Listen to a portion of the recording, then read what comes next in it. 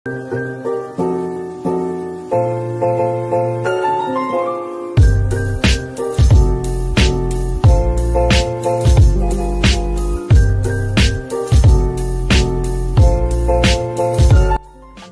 sebuah percobaan mengenai tekanan pada zat cair, lalu ada hukum Archimedes dan hukum Pascal.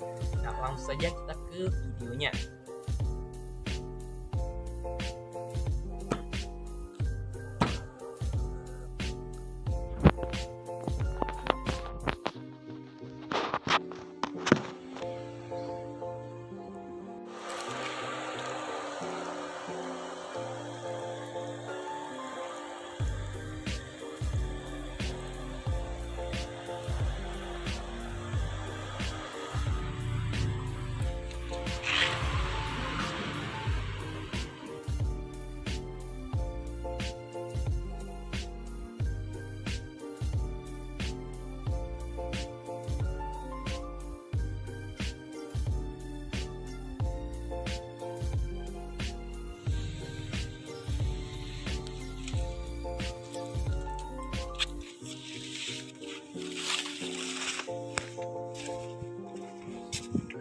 Kali ini saya akan melakukan percobaan mengenai zat cair.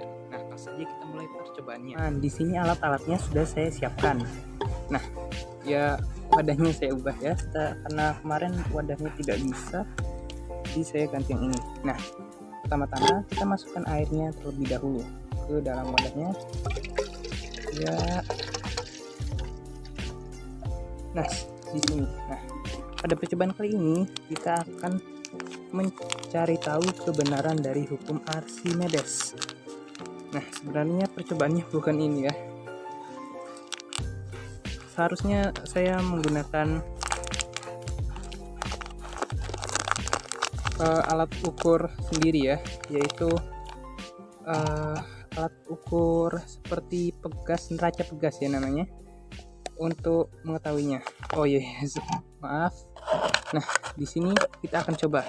Nah, pada bagian sini saya akan mencoba mengisinya hanya dengan air tawar. Sementara di sini seperti yang Anda lihat tadi sudah saya beri air.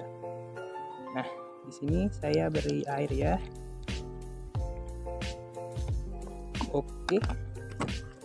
Tunggu sebentar agak panas. Saya tutup dulu ya.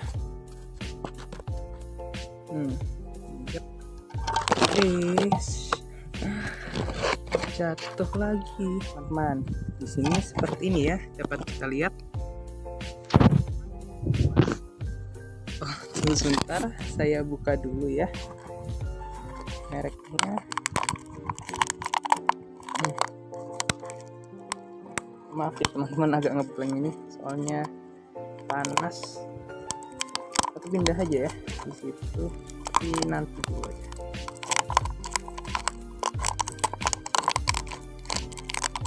Di sini saya copot terlebih dahulu ya.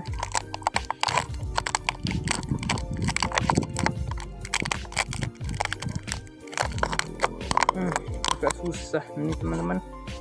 Lebih baik kita langsung saja dipindah ke sini ya. Nah, karena ini airnya belum terisi banyak ya, jadi langsung saja saya masukkan. Nah, di sini lihat telurnya tidak mengapung dan berada di dasar. Suaranya bisa Anda dengar? Itu.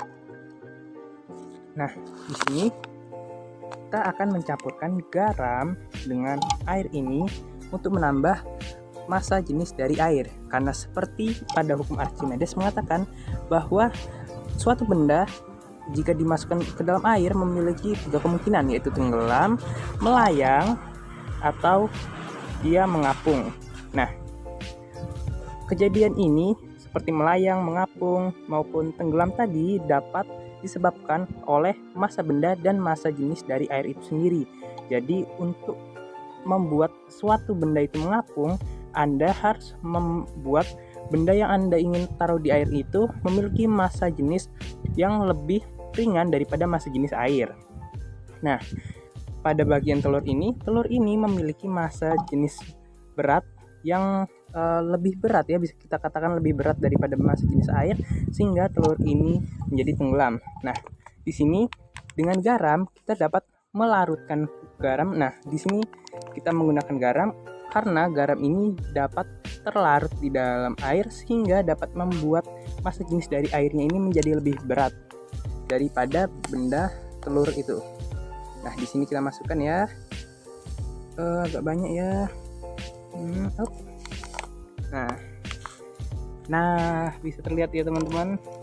Di sini agak mengapung ya. Di sini. Kalau saya lihat sih bisa ya.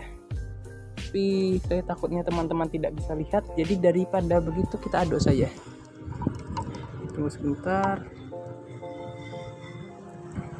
Nah, terlihat bukan teman-teman? Ada di sini. Nah, seperti ini ya, ada di bagian sini. Terlihat bukan? Nah, ini artinya telur berada di keadaan melayang. Nah, jadi seperti ini. Saya tambahkan garam lagi saja agar makin melayang ya. Semoga dapat mengapung ya teman-teman. Karena ini garamnya kurang. Saya coba aduk dulu. Nah, teman-teman, lihat mengapung ini teman-teman. Ada di sini teman-teman, ada di sekitar 50 mm bukan, sekitar 500 mm ya. Mililiter maksud saya. Nah, di sini telur menjadi dalam keadaan mengapung karena massa jenis dari telur ini menjadi lebih ringan. Itu dikarenakan karena massa jenis dari airnya sendiri menambah sehingga massa jenis telurnya jadi terlihat ringan.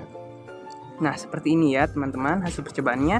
Nah, saya putar dulu agar teman-teman lebih jelas dalam melihatnya. Nah, teman-teman, seperti ini ya hasilnya. Melayang ya. Seperti ini hasilnya, kita mendapatkan hasil yang sangat bagus, yaitu telurnya mengapung ya, bukan melayang. Nah, hukum Archimedes sendiri dapat dijelaskan dengan mudah, tapi nanti akan saya jelaskan langsung saja saat berada di kesimpulan akhir video. Baik, karena tadi kita sudah menyiapkan air yang tadi tidak bisa ya dibuka ininya. Nah, kita sekarang akan melihat hukum dari tekanan pada zat cair yang mengatakan bahwa semakin dalam sebuah zat cair maka tekanannya akan semakin tinggi. Nah, seperti ini saja ya. Di sini akan kita lubangi ya, tapi saya di sini sudah bawa. Oh iya sih, tunggu sebentar, kita keluarkan dulu airnya ya. Saya lupa. Yap. Waduh, lihat ini teman-teman, makin mengapung bukan? Begini. Nah, kita lubangi saja langsung botol ini. Saya tidak menemukan pakunya ya, jadi saya akan menggunakan barang lain. Nah, di sini saya lubangi dulu ya. Di sini saya akan menggunakan pulpen saja untuk lubang karena ya tadi saya tidak menemukannya ya. Dan jika saya beli pun kemungkinan toko-tokonya banyak tutup karena masih PPKM. Baik, tunggu sebentar ya.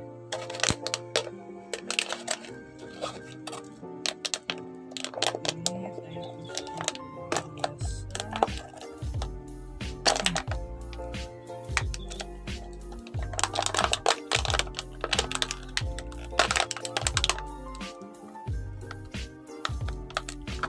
Nah, bolong juga. Ya, ini diameter dari lubangnya saya besar. Teman-teman, untung ya tadi saya bawa pulpen karena seingat saya tadi saya sudah membawa sebuah paku tapi ya tidak ada ya. Nah, di sini teman-teman, kita kembali lagi ke materi tekanan pada zat padat ya, yaitu adalah, tunggu sebentar ya, tekanan zat padat memiliki arti yaitu penyebaran gaya pada suatu bidang massa. Nah, Jadi semakin sedikit atau semakin lancip suatu bidang massa, maka akan semakin besar pula tekanannya. Sementara semakin besar luas permukaan dari suatu benda, maka akan semakin kecil pula tekanannya. Nah, langsung saja kita ke percobaan yang kedua ini mengenai tekanan pada zat cair. Saya sudah membicarakan tentang zat padat, jangan lupa ya melihat video saya kembali mengenai tekanan pada zat padat seperti ini ya. Nah, agar Anda yang belum menonton dapat lebih paham mengenai tekanan ini. Nah, langsung saja kita ambil airnya terlebih dahulu ya. Baik, nah seperti ini ya, walaupun lubangnya tidak simetris tapi tidak apa-apa, dan ya arahnya juga kurang bagus ya, tapi tidak apa-apa lah.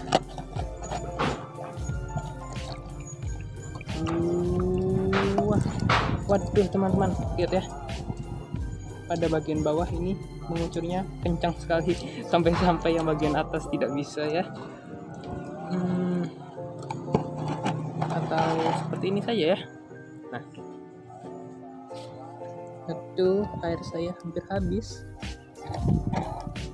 Nah, di sini kita tutup saja ya teman-teman, agar yang bagian atasnya kebagian juga. Dia rakus sekali. Nah, bagian atas mengucurnya ya teman-teman sedikit sekali, sementara bagian bawah, lihat, padahal lubangnya saja lebih besar pada bagian sini daripada bagian sini.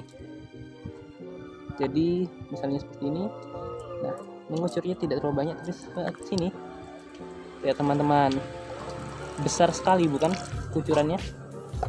Nah, hal ini disebabkan semakin dalam suatu zat cair, maka akan semakin tinggi pula tekanannya. Nah, langsung saja kita ke percobaan terakhir. Apakah itu? Yaitu adalah percobaan hukum Pascal. Nah, baik.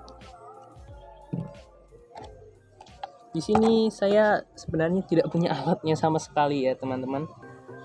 Saya juga bingung bagaimana cara memberitahu ya, maksudnya bagaimana kita dapat menunjukkan hukum Pascal ini.